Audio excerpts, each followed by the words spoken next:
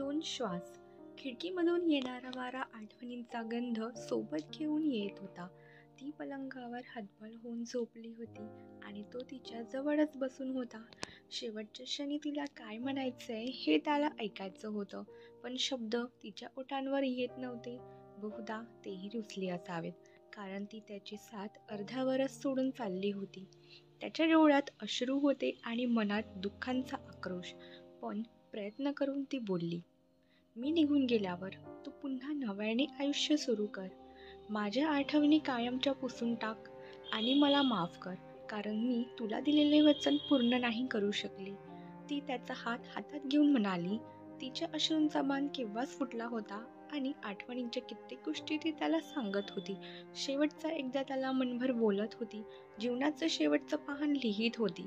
तू निघून गेल्यावर मी जगायचं तरी कोणासाठी सांग ना, तो तिला विचारत होता. तिच्याकडे एकटक बघत होता. माझ्या मनाचा विचार न करता तू का जातेस? छोट्याशा भांडणात एक क्षण जरी नाही बोललो तरी न राहणारा मी, तू कायमची माझी वासून दूर गेल्यावर मी राहून तरी कसं सांग ना? त्याचं दुःख त्याला सहन होत नव्हतं. मनातल्या भावनांचा गुंता देखील त्याला सुटत नव्हता. कित्येक गोष्टी फक्त तो सांगत होता, पण नियतीचं काही वेगळंच ठरलं होतं. क्षणात सारं संपलं होतं. तो तिला खूप काही सांगत होता, झालं होतं. दिसणारा सूर्य केव्हाच मावळला होता.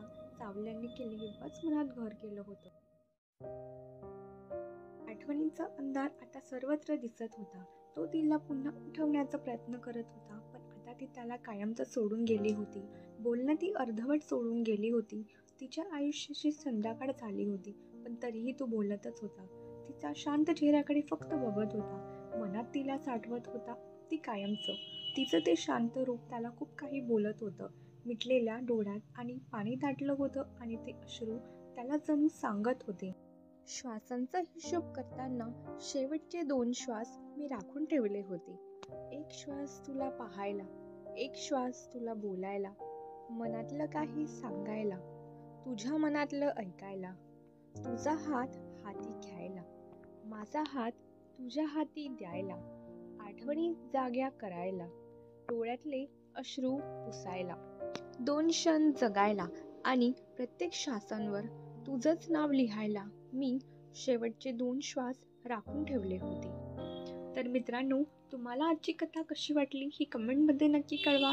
व्हिडिओला लाईक करा, शेअर करा आणि चॅनलला सबस्क्राईब करायला अजिबात विसरू नका. भेटूया आपण पुढील भागात एका नवीन सुंदर कथेबरोबर. तोपर्यंत आपली काळजी घ्या, आनंदी राहा. धन्यवाद.